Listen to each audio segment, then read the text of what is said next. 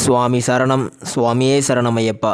இப்போ நம்ம ஐயப்பன் கோயிலை பற்றி ஒரு மகிழ்ச்சியான செய்தி ஒன்று வந்திருக்கு. இது இப்போ அமலுக்கு வந்துருச்சு. நான் வந்ததுக்கப்புறம் தான் நான் இதை உங்ககிட்ட சொல்கிறேன். இதை நான் முதலே பதிவு பண்ணிக்கிறேன்.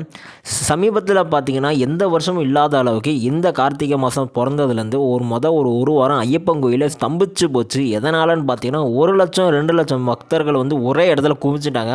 அதாவது தேவசம்போர் பார்த்தீங்கன்னா அவங்க எப்போவும் குடிக்கிறதுக்கு தண்ணி இத்தனை இடைவெளி விட்டு ஒரு இதில் வச்சுருப்பாங்க. ஆனால் அவ்வளோ பக்தர்கள் குமிஞ்சதுனால அவ்வளோ பேருக்கு அவங்க எதிர்பார்க்காத கூட்டம் வந்த ஒரு காரணத்தினால அவங்களால இந்த ஏற்பாடை சரியாக பண்ண முடியலை.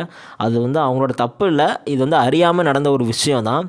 ஸோ அப்படிப்பட்ட அந்த சம்பவம்லாம் நடந்து முடிஞ்ச பிறகு சில பேர், அதாவது வயதானவங்க முதிஞ்சவங்கலாம் பார்த்திங்கன்னா வந்திருந்தாங்க. அதில் அவங்க கொஞ்சம் சிக்கல் பட்டு கொஞ்சம் உடல் ரீதியாகவும் சரி மன ரீதியாகவும் சரி ரொம்ப வருத்தப்பட்டாங்க.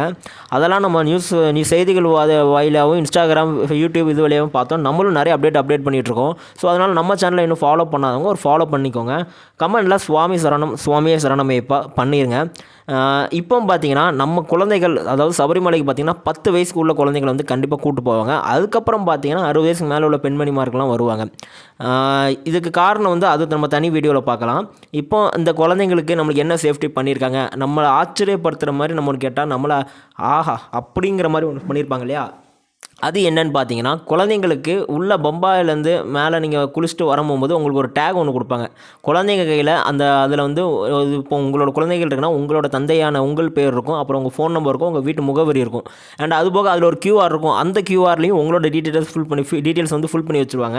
இது எதுக்காண்டி அப்படின்னு பார்த்தீங்கன்னா, சப்போஸ் இன்கேஸ் நீங்கள் பெருவெளி பாதையோ புல்லுமேட்டு பாதையோ நீங்கள் சூஸ் பண்ணி போகிறீங்க அப்படிங்கிற பட்சத்தில் உங்களுக்கு இத்தனை மீட்டருக்கு ஒரு தடவை தான் இடையில கேம்ப் இருக்கும். வேறு எங்கேயும் கேம்ப் இருக்காது. அது உங்களுக்கு நம்ம சபரிமலைக்கு போகிற எல்லா பக்தர்களுக்கும், ஐயப்பமார்கள் எல்லாத்துக்குமே தெரியும். அப்படிப்பட்ட இந்த சூழ்நிலையில் அந்த டேகை அந்த QRரை ஸ்கேன் பண்ணுறது மூலமாகவோ இல்லை அந்த நேமோ அந்த ஃபோன் நம்பரை பார்க்குறது மூலமாகவோ நமக்கு அந்த குழந்தைங்க யார், எந்த ஊர்லேருந்து வந்திருக்காங்க, யாரோட குழந்தை இவங்க அப்படிங்கிறது நம்மளுக்கு தெரிஞ்சு நம்ம பக்கத்தில், அதாவது இத்தனை அடிக்கு ஒரு காவல் புல்லுமேட்டு பாதையில் பாதுகாப்புக்காண்டி துப்பாக்கி ஏந்தி நிற்பாங்க. அவங்கக்கிட்ட நம்ம சொன்னால் கூட அவங்க பக்கத்தில் இருக்க கேம்புக்கு அனௌன்ஸ் பண்ணி அந்த குழந்தை சேஃபாக கொண்டு வந்து கொடுத்துருவாங்க. ஸோ இப்படிப்பட்ட ஒரு சேஃப்டி இப்போ நம்ம சபரிமலைக்கு வந்தது நல்ல விஷயமானு கேட்டிங்கன்னா ரொம்ப நல்ல விஷயம். ஸோ அதுபோக வேறு என்னென்னு பார்த்தீங்கன்னா, இப்போ சபரிமலையில் பார்த்தீங்கன்னா ஒரு நாளைக்கு 5,000 பேர் தான் நம்மளை தரிசனத்துக்கு அலோவ் பண்ணுறாங்க.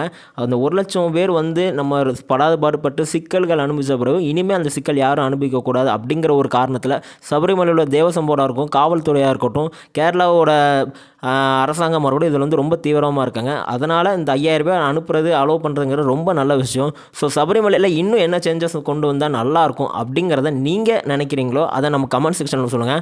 நான் மட்டும் இல்லை, ஐயப்பன் பக்தர்கள் எல்லாரும் பார்த்து தெரிஞ்சவங்க, ஓ ஆமாம் நம்ம இதை மறந்துட்டோம், நம்ம இதை சொல்லியிருக்கலாம் அப்படின்னு மாதிரி வந்திருக்கும். ஏன்னா அடுத்த தடவை போகும்போது ஏதாச்சும் கண்டிப்பாக ஒரு பேட்டி ஏதாச்சும் எடுப்பாங்க.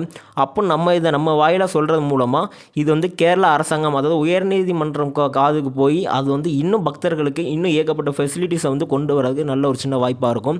ஸோ இந்த வீடியோ எதுக்காண்டி பார்த்தீங்கன்னா, சபரிமலையில் இப்போ என்ன சேஞ்சஸ் கொண்டு வந்திருக்காங்க பற்றி தான். எனக்கு தெரிஞ்ச சேஞ்சஸை நான் சொல்லிட்டேன். இன்னும் உங்களுக்கு என்ன சேஞ்சஸ் வேணும் அப்படின்னு நீங்கள் நினைக்கிறீங்களோ கீழே சொல்லிவிட்டு சுவாமி சரணம், சுவாமியே சரணம் ஐயப்பா.